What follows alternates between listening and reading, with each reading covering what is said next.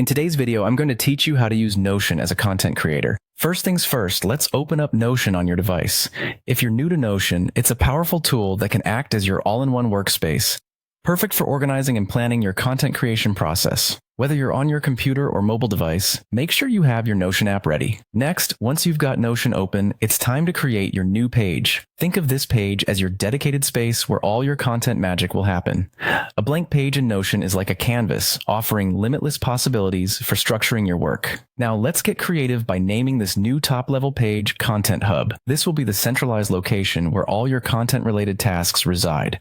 By having all your related materials in one place, you'll streamline your workflow and increase your productivity. Once your Content Hub is set up, it's time to add a table database named Ideas. This database will serve as your brainstorming area, where you can jot down every creative idea that pops into your mind. Inside this table, consider including properties such as title, description, due date, and status.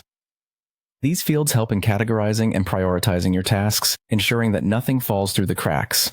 Having all that structured is great, but let's enhance the visual aspect by switching the view to a board view grouped by status. The board view is perfect for content creators as it allows you to see the progress of each idea at a glance, giving you a clear vision of what's in the pipeline, what's in progress, and what's completed. Moving tasks between the different columns can give you a satisfying sense of momentum. For even more organization, add a calendar view of the same database. Calendars in Notion are particularly useful for tracking time-sensitive content like deadlines or publication dates. With this view, you can visually plan when each piece of content should go live, making it easier to manage your editorial calendar and plan ahead. By the end of these steps, you should have a fully functional content creation hub in Notion. This setup not only helps in keeping your ideas organized, but also ensures you have a clear roadmap for your content strategy. Remember, the key to being consistent and creative is having a system that supports your workflow. So take these foundational steps and watch how it transforms your content creation process, making it less stressful and more successful. Happy creating!